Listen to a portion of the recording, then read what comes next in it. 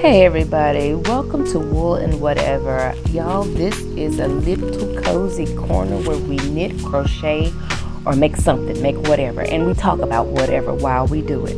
Okay?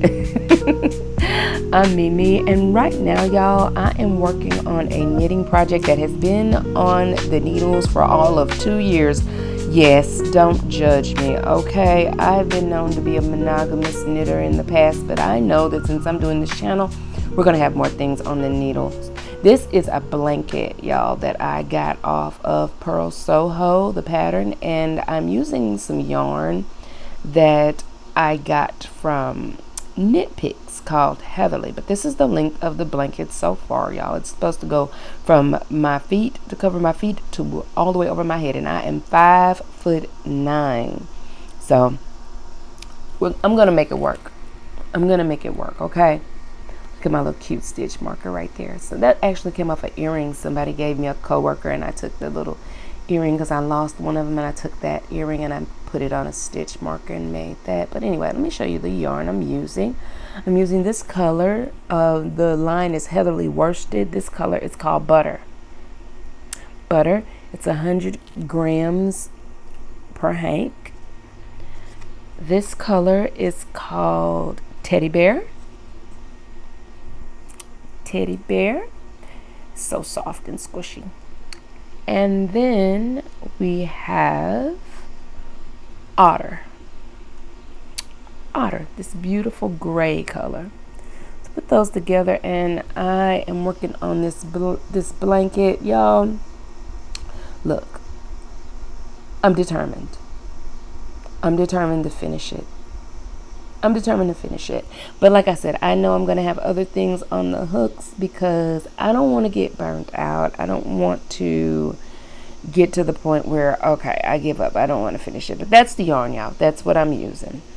And like I said, Purl Soho. Y'all, I'm good for finding substitutional yarns too, because Mama will save $1. This is my little notions kit right here. My little scissors and stuff in there. But yeah, I got me a few stitch markers laying out here. This is what's left. This is the little bit of yarn I got in my hand. This is what I have left of this color to finish this section of the blanket. And then when I am done with that, I will be moving on to the Otter color next. I believe is next in the rotation. But anyway, y'all, listen. Right now, I want to go over a Reddit. Y'all, I found a Reddit feed entitled, "Am I the A-hole, y'all? Am I the A-hole?" Now, I'm going to tell y'all, this particular post I can relate to, and I will tell y'all why in a little bit, okay? Now, this particular post here has actually, the fullness of it has been deleted. This is just a snippet, but they actually went in and they deleted this post for whatever reason. They just posted this probably about 20 something hours ago. It hadn't been on here, maybe 19 hours. It hadn't been on here that long, but they went on right away and deleted it. So I'm going to read the snippet that I see here, and then we'll just go from there because it's enough for us to get the gist of exactly what's happening in this situation. So she says, "Am I the a-hole for kicking my ex out knowing he will be homeless? Am I the a-hole for kicking out my now ex-partner knowing he would be homeless? I, a 50-year-old female, ended a 10-year relationship with my now ex-partner, 52-year-old male, last night.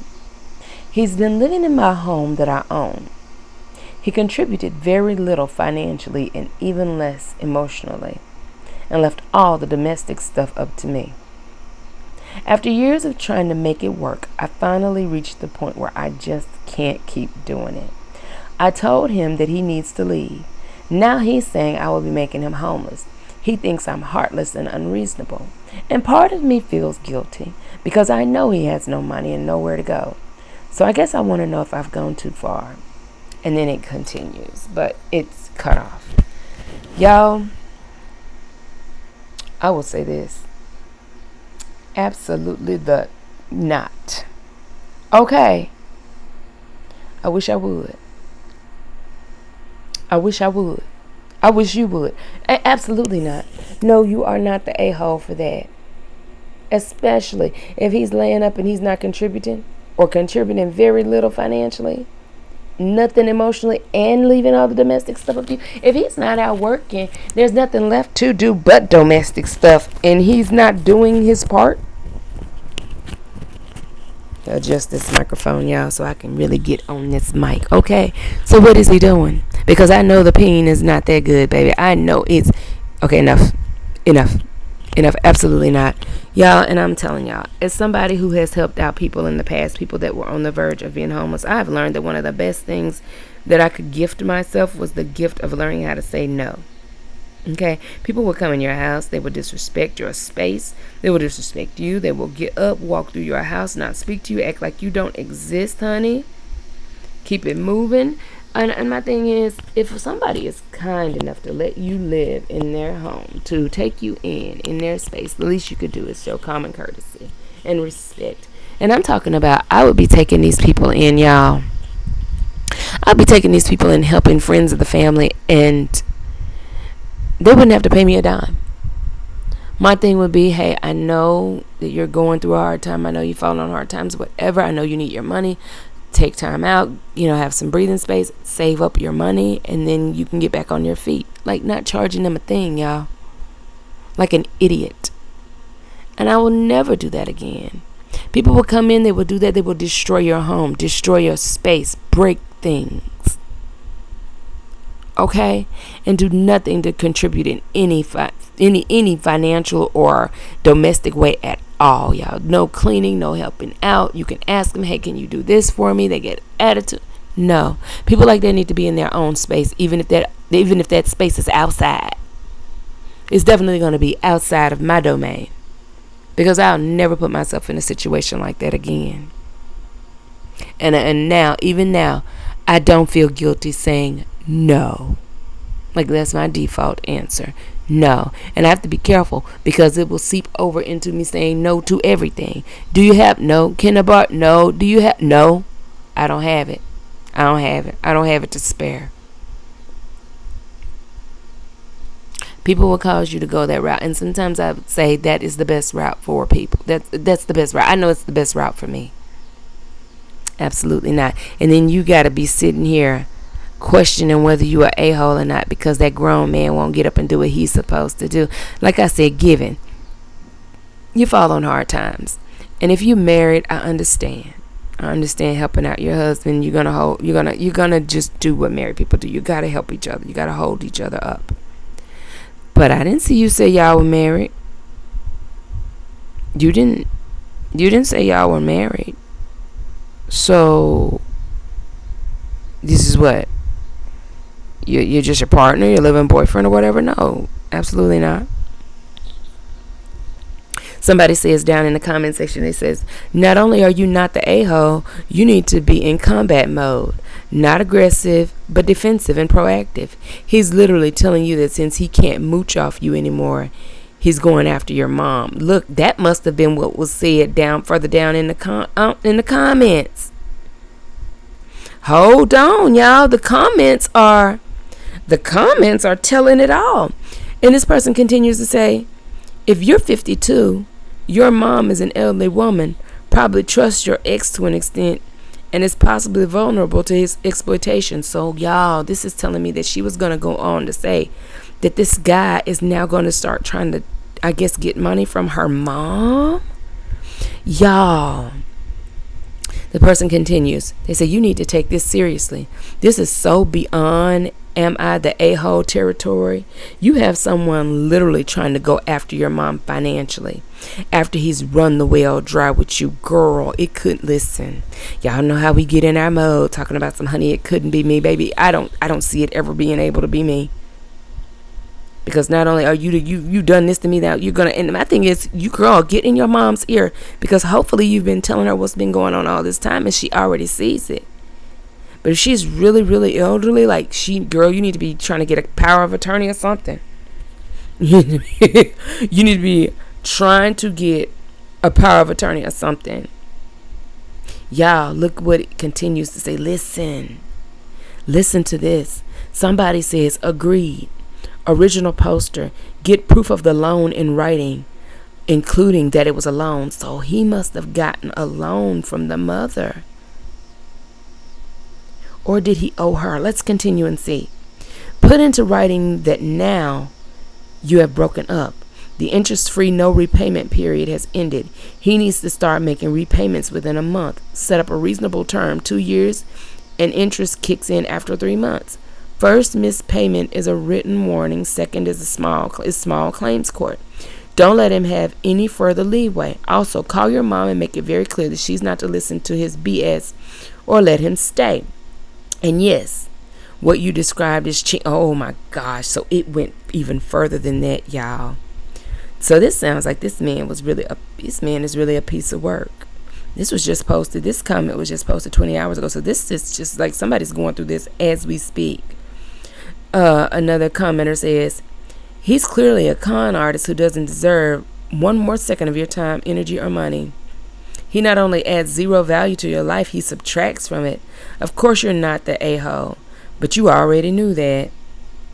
Somebody says, say it louder for the kids in the back. Con artist, y'all. Con artist. It says, you can be helpful. Look up a homeless shelter and give him the address.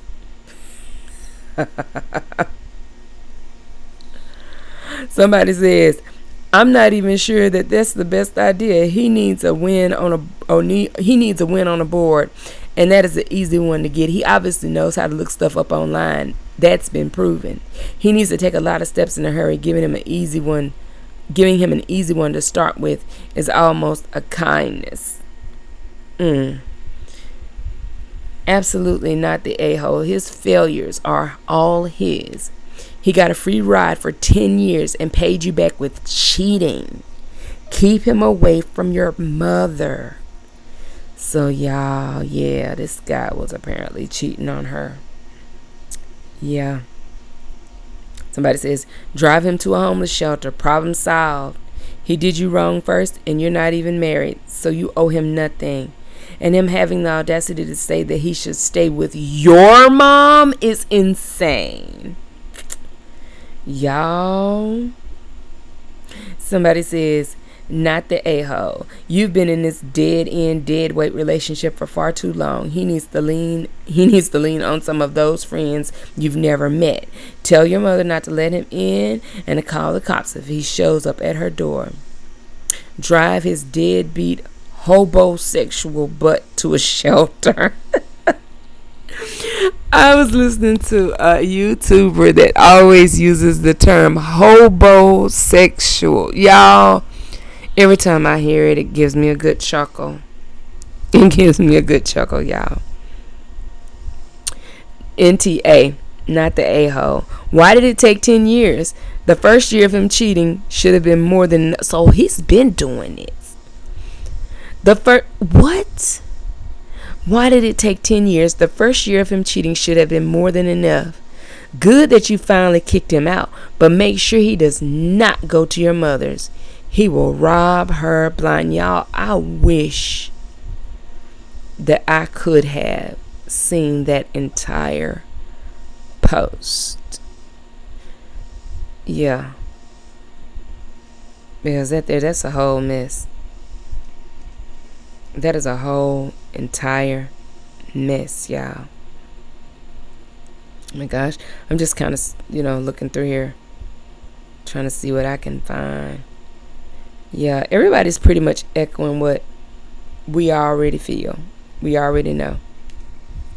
This woman sitting up here taking care of this man like she's his mother. And the fact that she did it for 10 years, I can't with that. I cannot with that. Somebody says, he's a dead weight. He's been mooching off of you, and he'd be happy to keep doing that forever. If you let him stay, nothing will change. He is a full-grown man, and he needs to figure out how to support himself. There are resources he can connect with to get help getting out there. But again, he's a big boy. and can figure it out himself. I know that's right. He figured out how to live up under you for 10 years and mooch off you and not work and do whatever he wanted to. 10 years? 10 years?